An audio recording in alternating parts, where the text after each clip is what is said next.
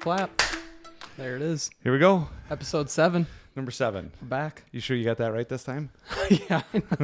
For those of you who have watched episode 6, thought it was 5. We thought it was 5. We're on 7 now. Might be 8. Who knows? We'll go with 7. Yeah. How are things going? Good. How are you? Yeah, good. Yeah? Good. You ready It's for nice. this? Yeah, it's obviously this is timely. You might not be watching it on this day. You probably won't be, but it's like 98 here in Minnesota, so Right. it's a hot one. It's gonna be Yeah. a hot weekend. But That's why we love good. Minnesota. yep, exactly. Minus 30 to the extremes 100 of degrees. everything. Yep, For sure. exactly. Yeah.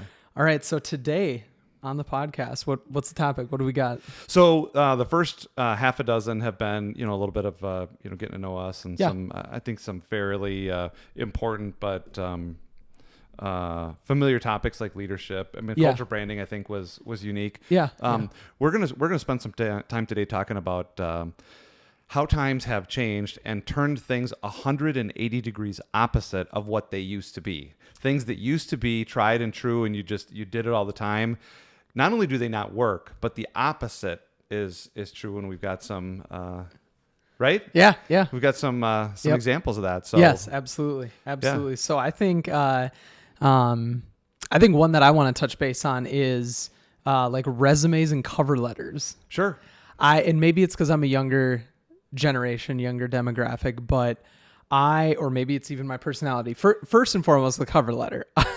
I can't believe that's still a thing. Yeah. I despise cover letters. I think they are just one of those things that are super old school, not needed. I don't know what you get off of a cover letter that you couldn't get in an interview. Right.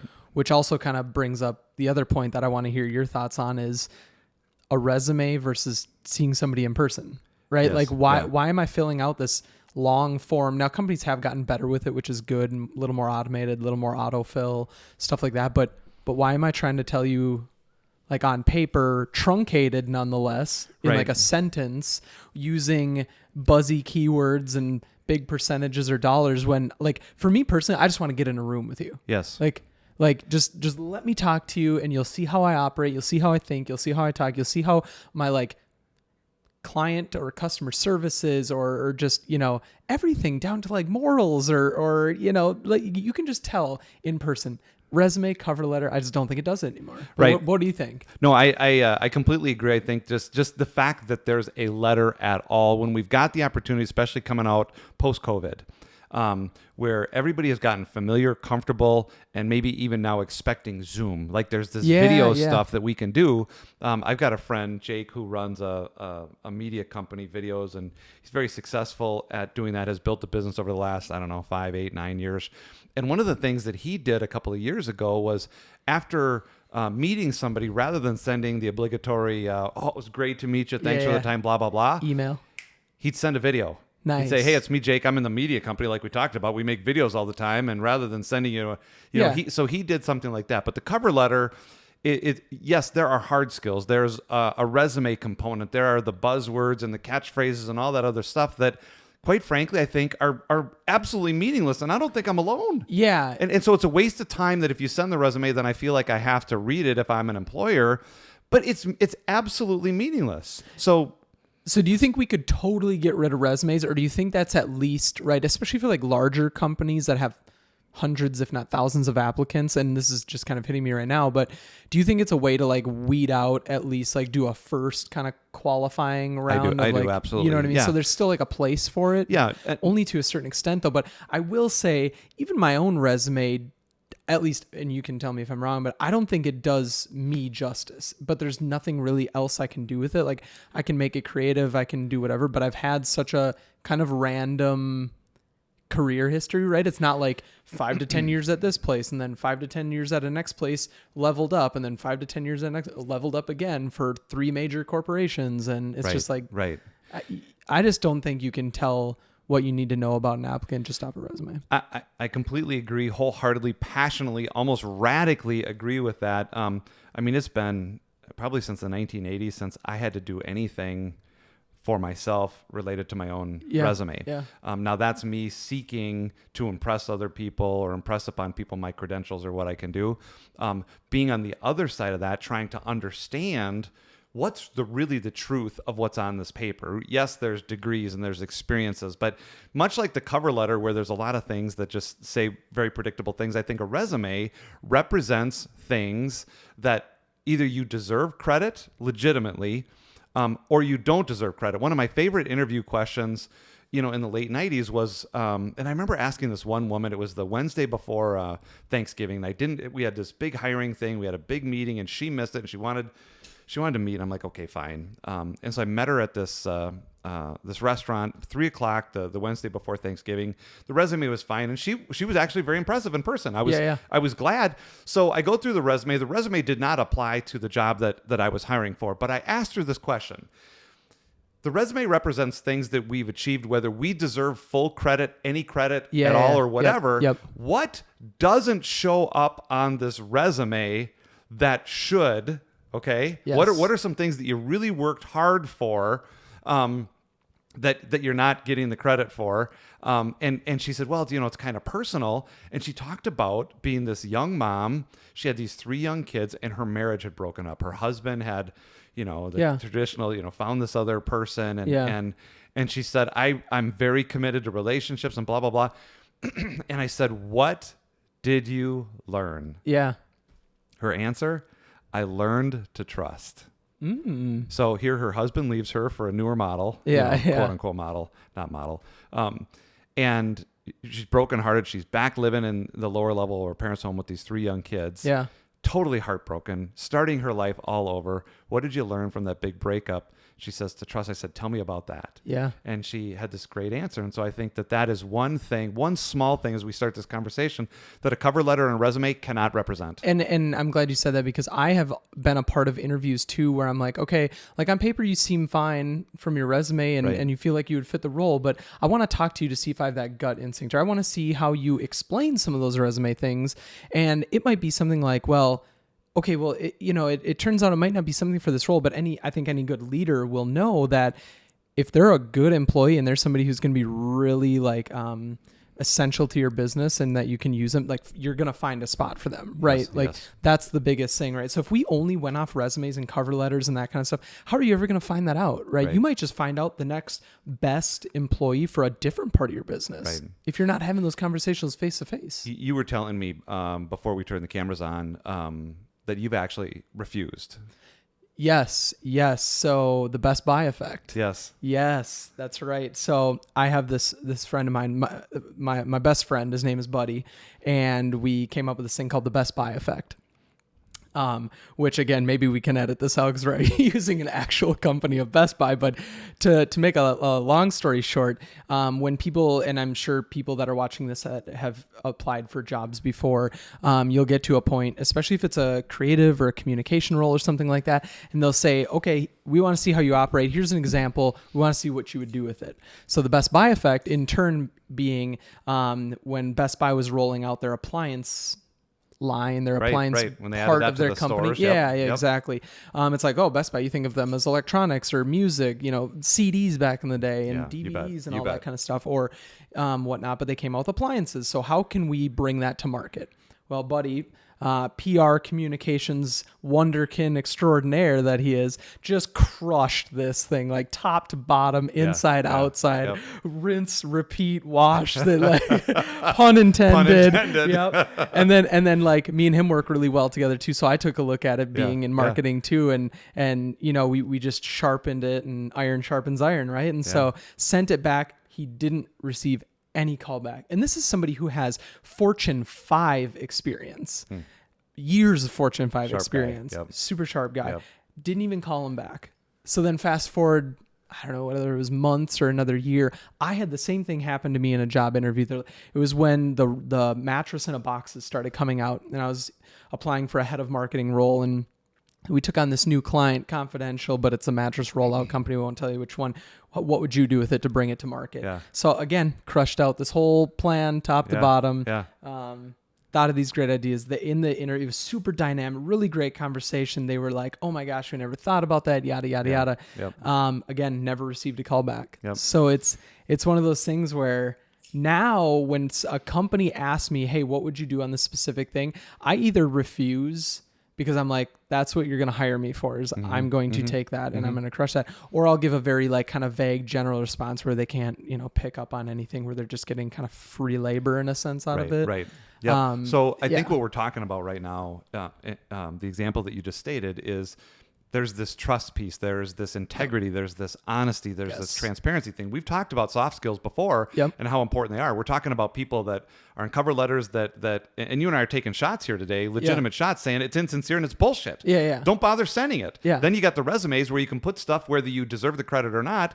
And that's the employee or the one seeking employment being insincere, let's say. Yeah. I don't want to overstate it, but that, and now you've got an example where the employer is saying, look, let me see what I can get. What's your best idea? Yeah. I'm not going to hire you, but if it's a good idea, I'm gonna we take might it. run with it. Yeah. Now, in both cases, is there anything wrong with that? Let's not waste our time judging it. It is a reality of the marketplace that we're in right now. And one of the things that we're trying to do with this business and this podcast is, how do you stand out?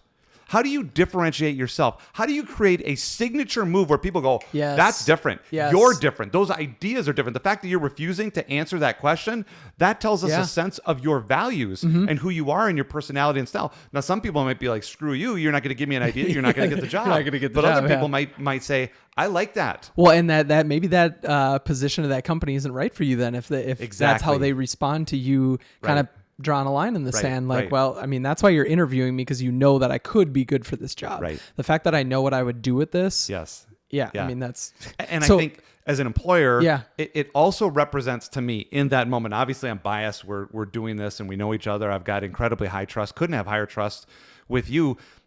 When somebody does something like that early on, I start to think, this is my bias, he's going to protect my intellectual property. Yeah. He's going to protect my interests if we're on the same team. And I would like that. Yeah. Absolutely. No, I couldn't agree more. So when it comes to that differentiating factor versus like an elevator pitch. Yeah. Oh, geez. So the elevator pitch, for those that don't know, the elevator pitch was, I don't know where it started, 50s, 60s, 70s, but it's this, this 30-second thing that if you're in New York City or Chicago or whatever, and I'm using the language as it was used then, Mr. Big, right? Yeah. Where it's not just Mr. anymore, but Mr. Big gets in the elevator and it's like, oh, what do you do? Yeah. And it's like, oh, and it's this, I joke, it's me, all Yeah. about me and my company and all this. Here's great what I stuff. can do, Yeah, and it's here's what 30 seconds. And the way it was, where the Mr. Big would be like, oh my, that's the best elevator pitch. Yeah. Come on up to the Yeah. penthouse and let me. Yeah. These days, it's 180 degrees opposite. It's a little bit. I'm not going to send you my resume, or some cases you have to send it, but get me in the room with you. Exactly. And let's talk. And here's another 180. Go ahead. No, go for it. I want to see if you're thinking the same thing. 180 me. degrees is one in the elevator pitch. Some people want to talk about what they do, but even when you break down the mechanics of what you do, you don't talk about what you do anymore. You talk about the benefits, what the person receives by what you do. Yeah, So that's another little twist. If you're forced into a situation to talk about, somebody says, well, what do? You talk about the benefits. The most important thing about this dynamic of this is you engage that person in a conversation about them. You're prepared with recital questions, dialogue questions. Some people won't even know what the heck that is. Yeah. Open-ended and closed questions. Those are the only types of questions that you're asking these days. You're not even in the game. Yeah.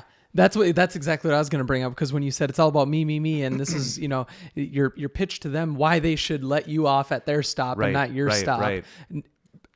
To the 180 degree difference, it's all about you, like what, you know what I mean? Yes. That's what I was going to bring up. So I'm glad you said that. And it's funny. I actually have a funny story about elevator pitch.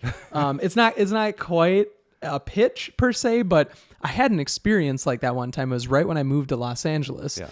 And this was back when like the Twilight movies were really big. So if you're like a millennial, you probably like Twilight at one point. Don't kid yourself. You did. I know you did. You might not now, but you did.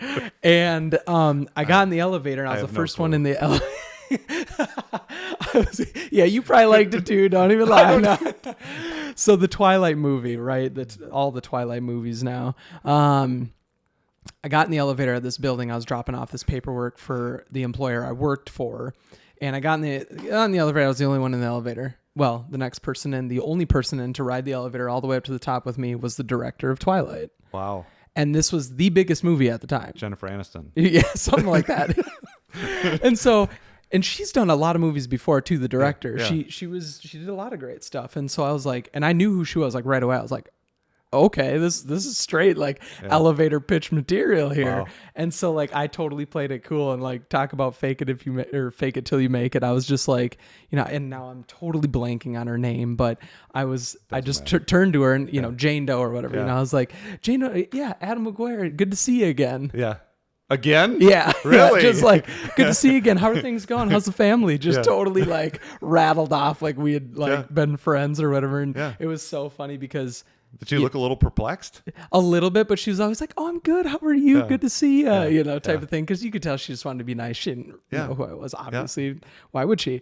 But I like, and it was more of like a 10-second elevator pitch instead Sure. of a 30. But Yeah. so we just had like this quick conversation. And But that you was engaged it. her about Yeah, her. Yeah, exactly. And how is she doing and how is the Exactly. family and things like that. And so I think as it relates to this topic today, if you're going along with what everybody's been telling you to do, the people that are leading the pack on creating a difference, on creating a demand. There was something on social media today about the price of lumber that I texted you about. Yep. $1,000 worth of lumber last fall versus $1,000 Truckload. of lumber today. The prices are different. People are going to get hurt. They're going to get further and further behind if they listen to what the conventional wisdom is. Yeah. And if you're still out there writing a cover letter, counting on your resume to get you the job, when they're not hiring those words, those credentials, those experiences, those past successes, they're hiring what all that created in the individual that's you. Yeah. Well, and I think that's a tough spot too for people. Like there might be, some people watching right now that are job hunting and they're like, yeah, but they make me do a cover letter. They make me do a resume. I've applied to tons of jobs in my day and the last bunch of years, I just refused to even attach a cover letter. So that probably hurts my chances. I can understand that. And I'm sure there's a lot of people that are like, oh my gosh, I hate writing cover letters, or they require that it's submitted. They require a resume. So what would you recommend to either get around that, or do you just do it and then, do you have to follow along? Do you not? Candidly, you're asking that for the benefit of people watching this, because you and I are kindred spirits when it comes to this. And I'm also going to bring in Sarah Blakely, who started Spanx, who it's a $1 billion company. Yep. Sarah Blakely is Sarah Blakely and Spanx is Spanx because she refused to send paper. She refused to send samples. She tells the story of going to, it was either Neiman Marcus or Nordstrom, and she literally walked into the office with, whatever shape her body was in and said, here's me without Spanx. Yeah. Went into the bathroom, put the Spanx on, and went back into the person's office and said, here's me with Spanx. That's Sarah Blakely of Spanx. Spanx is a household word. Now, people might say, oh, I'm never going to be a Sarah Blakely. Well, maybe you want the job that you've always wanted. Yes. Getting your own representation of you these days, whether you're in a company and you're trying to sell something, whether you're in a company and you're trying to sell to another company, and you making that human connection, getting in the same space. And part of this, honestly, when we were setting up for today, I forget, or maybe it was that text you sent about, I refuse to send you the resume. Get in the same room with me, right? Yes. Wasn't that what you sent? Yep. Get in the same room with me. Yes. That lit a fire in me just in preparation for this conversation today. You have to believe in yourself. Exactly. And if you don't, button those doubts and insecurities up. Because nobody else is going to as much as you. Right. You know what Sarah Blakely and Spanx has in common with us? QVC. Did you know that she was like successful. She was successful, but then she went on QVC and blew the doors off the place. And that's like she was already going, but QVC like provided her with the next level. And I think this is a relevant story. The only reason I bring it up is getting in the room with somebody, right? You and I worked on a project, selling a product. Yeah. And the caveat before, I just want to tell people, you want podcasts to be exciting. You want to represent yourself in a way where people feel like, those guys have value and credibility. We don't want to cross the line and sound like we're, showboating or things like that. No, but the story is an example of when you believe in something, when you have good chemistry with somebody, and when you have the same focus to pursue an idea, cool things can happen. Exactly. And so after I think we tell this story, I'll give the example of what I could, or maybe I'll do it before. I'll give the before and after, just like Sarah did, right? Yeah. She went in there, here I am without Spanx, came out, here I am with Spanx. Yeah. I could have approached QVC and said, on paper, here's my resume of why this product, which is do you think I can say the product? I think so. Okay. So here's a Christmas wreath. Yeah. Right? That's what we were selling. How does that sound to you right there? Here's a Christmas wreath. It's the best Christmas wreath made in the world. Here's the raw materials. Here's the creative design behind it, blah, blah, blah. And it sounds very familiar, very predictable, right? Because there's a dime a dozen wreaths. Right. On paper, saying it like that wouldn't get you anywhere. Right. We got a face-to-face because we were part of this, what do you call it? Like contest campaign. So it's called The Big Find at QVC. And what we didn't know at the time is that it's a lot like American Idol or things like that, where, you know, there's a huge population of people that want to do this, and then they throw a bunch of stuff out. And then we had, because it was the middle of COVID. Where you get an on-camera interview where literally, and we didn't know this that day, we click in, and I think we were talking to a producer, and the producer said, okay, we're going to put you in the green room next. Yep. And then you're in front of a panel of judges, just like American Idol, except I think we were in front of like 8 people or something. Yeah. So we give our pitch, and, you know, we're playing off each other just like you guys are, you know, come to know. And and they cut us off. Yeah. Right? We didn't even get our full, whatever was supposed to be 10 minutes. Yeah. We were supposed to have 10 minutes per pitch. And I think it was 4 minutes into it. Yep. And we had practiced our pitch on how we were going to get this product to QVC. Like, it was dialed in. Yeah. And we started with all about them. It wasn't, here's why we're great. Us, me. Right, it was like, I think we started it off something by saying, you know, and again, this might be a little off topic, off the point, but we started off by saying something like, we have this, so it's going to be easy on you. Yes. You know, this is how we're set up. We can do this, which is going to be your second question. And here's your third question answered. Do you have any other questions for us? Right. You know, something to those lines. And so for those keeping track at home, if you're breaking down the mechanics of this pitch, because part of the thing, these podcasts, we want people to see the value here, but there are some steps in there that we created where you sell the benefit. You know, part of that was that we know what we're doing. We can, you know, at that time, we could do that large scale delivery. There was a convenience factor, I think, in the second point. And an integration factor, process and supply chain logistics wise. Right. These people were not buying the wreath. Yeah, exactly. Because they could go anywhere and get it. Exactly. They were buying the credibility of the people that represented the wreath, the profitability, you know, some of that other stuff. And so, they cut us off. And, you know, we had created some, I think, clever lines. I think that we had a lot of fun that day. You know, we joked after the fact that had we really fully appreciated what the heck we were getting into, we probably would have had, right? Some hesitation or a little nerves going. We were freewheeling it, and they loved that. Yeah, they did. And when Steve says they cut us off because just like in American Idol, they give you the golden ticket to pass you through to the final. You're going to Hollywood. Yeah, exactly. So, you know, long story longer, we ended up winning it for our for the company. You know, for the company and for that category for QVC, and, you know, that rolls out and all that good stuff. But it was a cool little deal, but it's relative to this because of, well, not only that connection to Spanx and Sarah, but also because we made it about them. Yeah. Right. I don't know if we should say, but we're going to say, and we can edit it out. But if you go to QVC and you look at the 2020 Big Find, you'll see us on there. And the point of this whole story, just so it's not missed at all, is it's a Christmas wreath. Yeah. It's a wreath. Everybody knows. You could show a picture and people, oh, that's a very nice wreath. I think I'll buy that. But what got us through, again, humbly, was the individuals pitching this thing.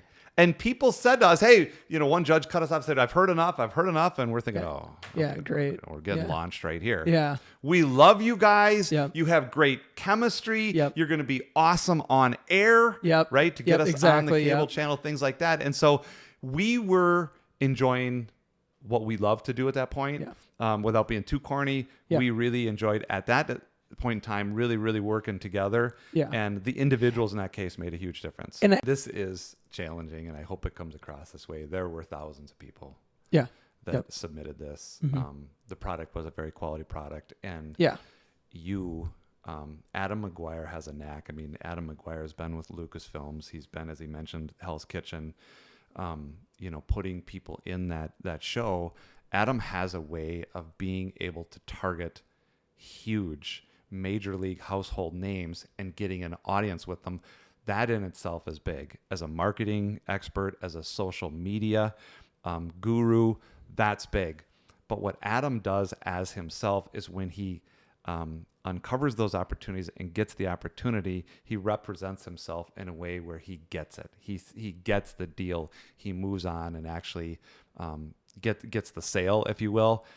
And then if that's not enough, when you talk to the people that work with him, the customer service, the attention to detail, the quality of the relationships, and that, again, is a purpose of a lot of these podcasts, is how do you do that start to finish? How do you differentiate yourself? How do you make the presentation? How do you make it about the other person? How do you follow through? Right. And that is that's a good question for us. And I think as it relates to us helping people outside of this, a lot of people, I would say it's at least 7 out of 10, probably closer to 9 out of 10 in my experience.